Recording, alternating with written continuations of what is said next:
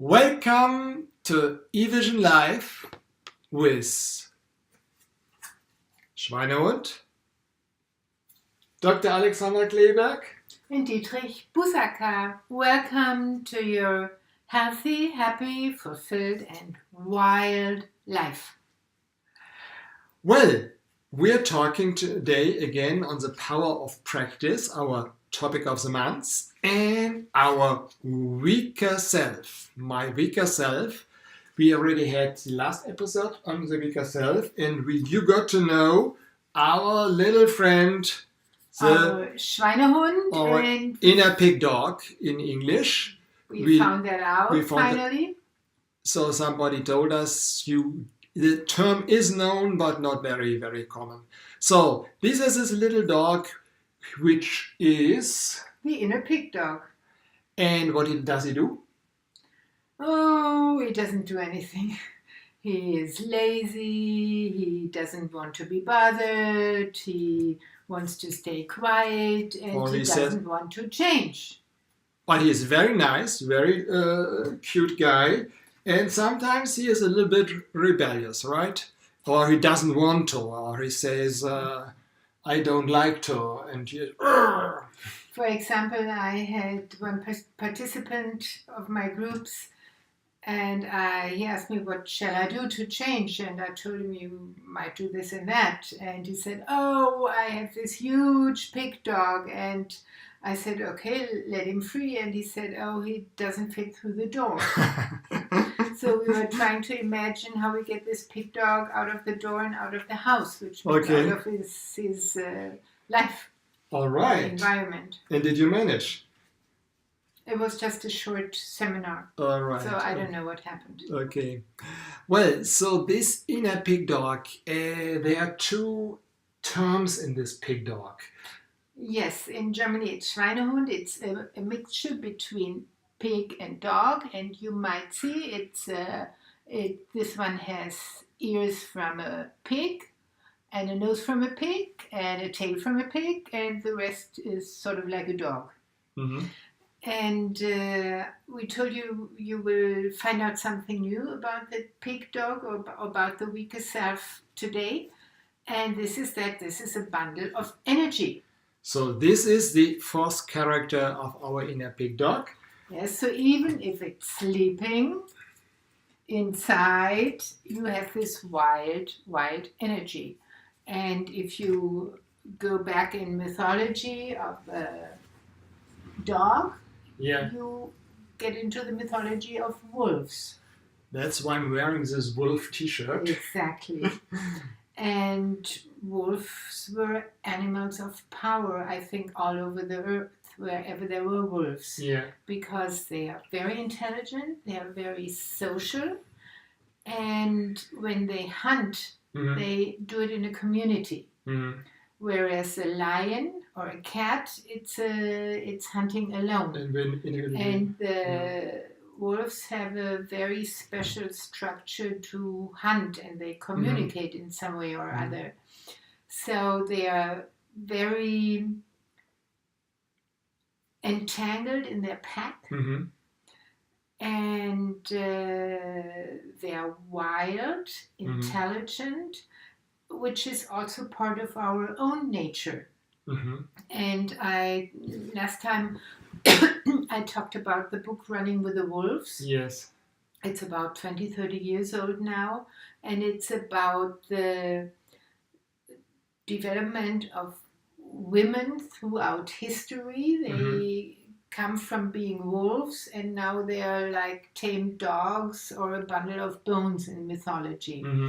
So it's important to get back to these roots of wildness, of social community.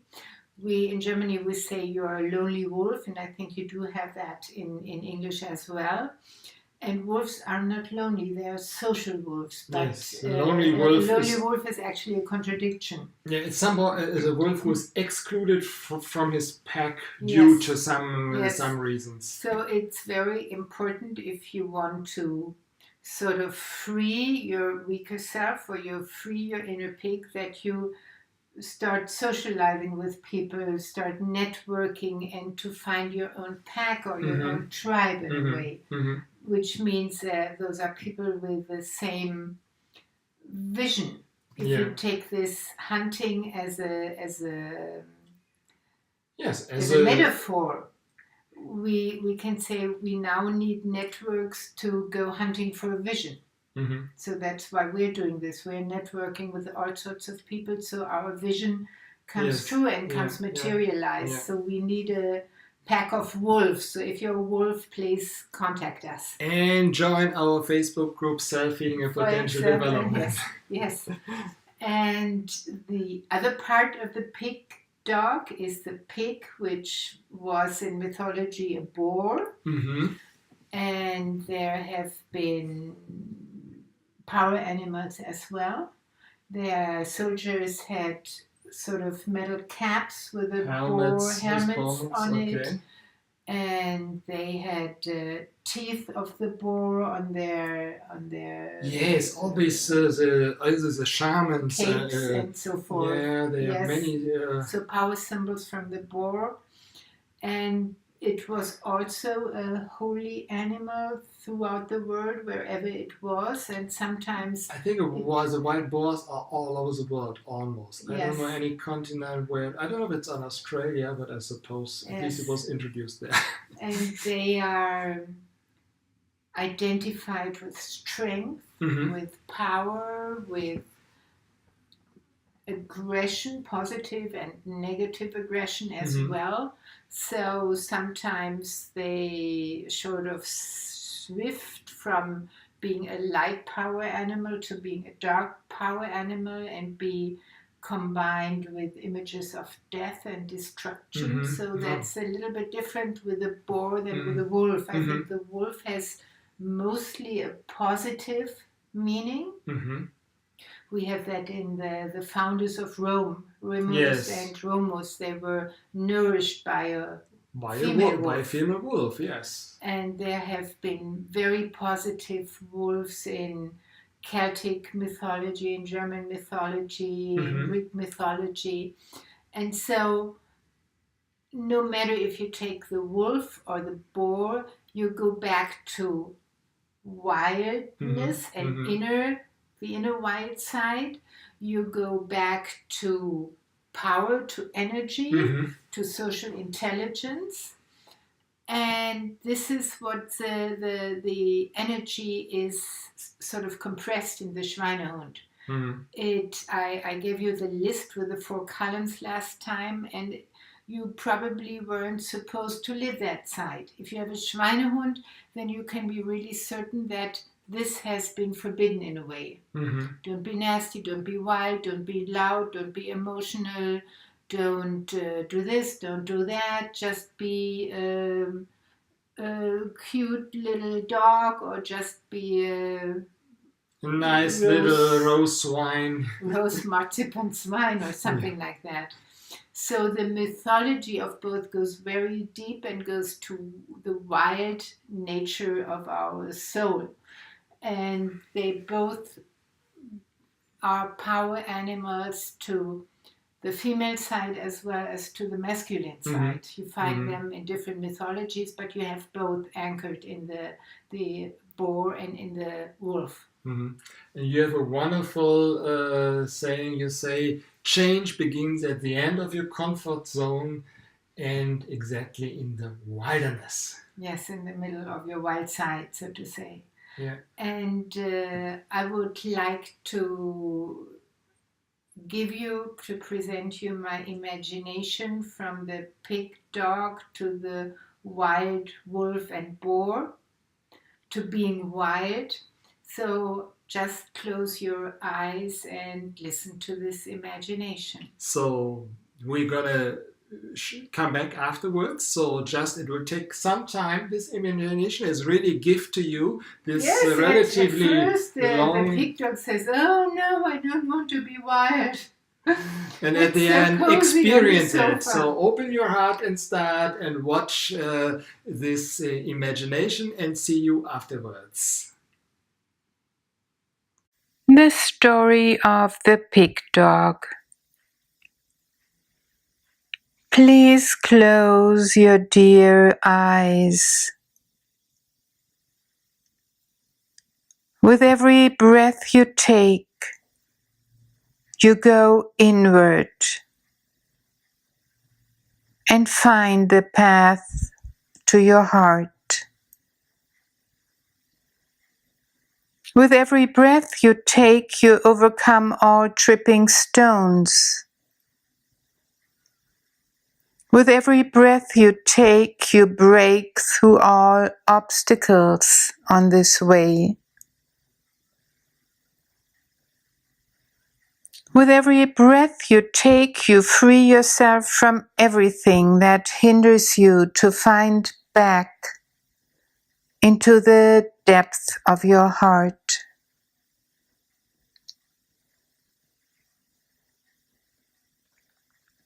On this trail, you see a big monster blocking the whole path.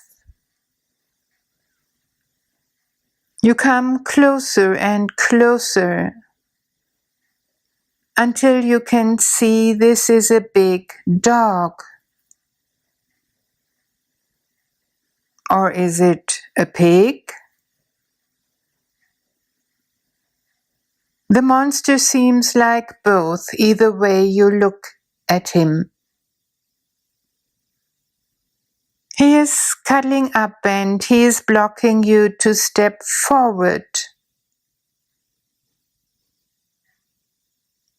Around his neck you see a long leash. With your eyes you follow its way and you see it is safely fastened around your very midst. You two are tied together. More than that, you yourself are holding the pig dog on this leash.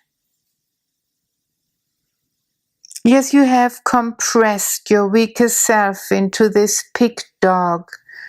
You have given him a form. You have inhaled life to him. You have trained him for years on close symbiosis. You have trained him to prevent you getting active and taking responsibility for yourself. Yes, you have gladly followed his whispers. Oh, come on. We make it comfortable. It's easier. We stay with the proven. Everything new scares us. Let's snuggle into old patterns.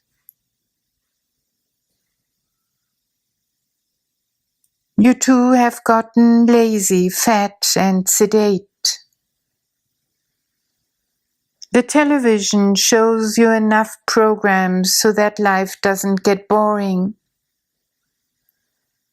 When getting up and going to bed, your muscles squeak a bit. The belly prevents a clear view to your feet.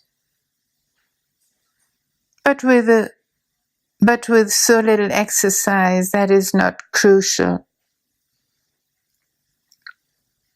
The eyes might have proud glasses, the lungs might have a tailor-made space, and the car is at the door to drive you and the pig dog through life.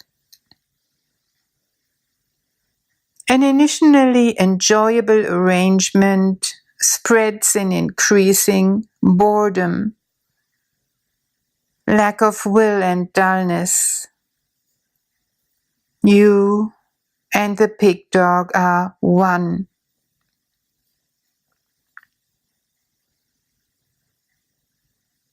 All at once you hear a voice from deep inside.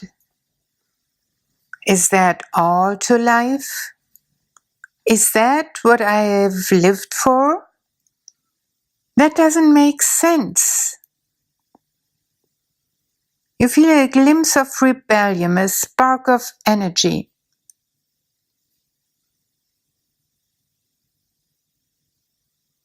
One day you wake up and you look the apparent traitor, the pig dog, in the face. "Get away!" you yell at him. "Leave me alone! Go!" At first, you still cling to the leash. And then you shout louder, "Go away!" But the poor fellow cannot go. You have him tied to you.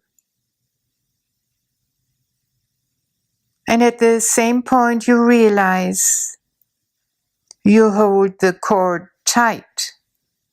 You are the one who doesn't let go.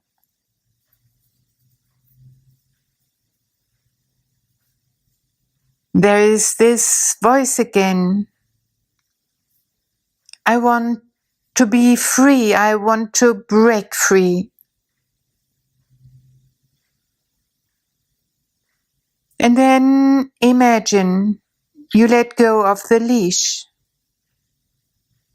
Oh dear, how do you get along without him? Of course, he stays with you first. Yes, he too is afraid to break away. You breathe deeply and say, "Go, go to freedom." Maybe you even give him a little push. He starts to breathe deeply too. He takes a few steps, stretches. He circles around you. The radius gets bigger. Oh no, stop! You both get scared. He'll come back, or you're going to him to keep him again. But please, please release him. Release yourself. Here and now you have the power to break free. Back and forth and back and forth and back and forth he runs, you run. And finally, he runs away. Slowly. And then faster and faster. With every jump he does, he transforms more and more into his original state. His coat becomes grayer, his gait becomes more alive. He becomes more and more wolfish. At some point he breathes the scent of freedom and picks up the track of his pack. He runs through meadows, he jumps through fields. He jumps over creeks and stones. He runs to one of the ancient forests with wise old trees, deeply rooted in the ground, thick with weather-beaten trunks, lush crowns, very high, very strong. He picks up the track, and then, even at the distance, you feel the happiness of his wildly throbbing heart. He is with his pack of wolves deep in the forest, living in a free community, back in his tribe. He is frolicking, raging with his peers. They have been waiting for him so long. Just imagine the wilderness, the freedom, the play, the joy. Then you have a closer look. Yes, he looks back to you. He looks back straight into your eyes over the distance of creeks and stones, fields and meadows, over the distance of almost infinity. You feel the blaze of his gaze full of joy, liveliness, and happiness. And he barks to you. You hear the sound of the wild resonating in every cell of your body. He barks, be wild, be free, be your innate nature.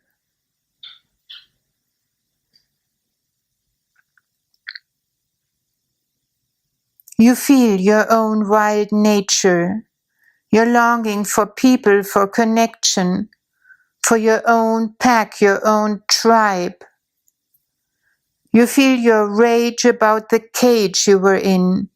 You feel your wrath about the loss of love. You feel your tears about your fears. All the encaged emotions come up. You scream and shout and let it all out. You cry tears, you fly over all your fears. You open your heart and you start to see your true nature within and around. You align with the rhythms within and around. You find back to who you are, free, wild energy that is waiting for your next step to evolve. You step into your swinging center in the middle of your heart. Welcome home. Wow, Alexandra, this was so deep to my heart. And I was very impressed. Are you wild? Do you have a wild soul? Did you realize that? Yes, I think I know I do have a wild soul, and I sometimes try to live it. But really, this inspires me to live it more. And to be more rebellious? Yes. To I was say always a no. little bit rebellious, but I think To scream and shout and yes. I think it's very, very, very useful for this. And well, I think this is the message. Actually, we wanted to say that there is so much energy. So this is the difference. Normally, people say motivation theory says often take your take your inner pig dog and overcome it, tame it, give it a sausage to get moving. Yes, no, right? Give it a forest. So give it a forest, give it a desert, give it a forest, give it water, and give let it a pack. A pack, yes. Give it a pack. So, give it the earth. Yeah. So this is our idea. This is our message from today, and I hope we could inspire you with this. And so Alexandra we are talking about the mythology. Alexandra has written a long blog on that. Yes, about all the wolves and boars there are in mythology, what their names are and what they did. It's an abbreviation of all the mythology, but it's maybe 2 or 3 pages of it. So and you see you have elements from Germany, from Northern Europe, from North America, from the Indians, from India, from all over the world. I think there are examples on this mythology. And I really loved this book about 30 years ago, Running with the Wolves. It's from an American lady and a psychoanalyst. She wrote that. And in Germany, we have something from the story from the female wild boar to the rose house pig. Yeah. Marzipan pig. So get your emancipation from your get emancipated from your inner pig dog. And the blog is on evisionpublishing.com/blog, evisionpublishing.com/blog. And you can also find it in our Facebook group, Self-Healing and Potential Development. Self-Healing and Potential Development. You're just invited to join and leave your comments. So hopefully this was useful for you. And read to your inner pig. We celebrate it. And be wild, open your heart and start.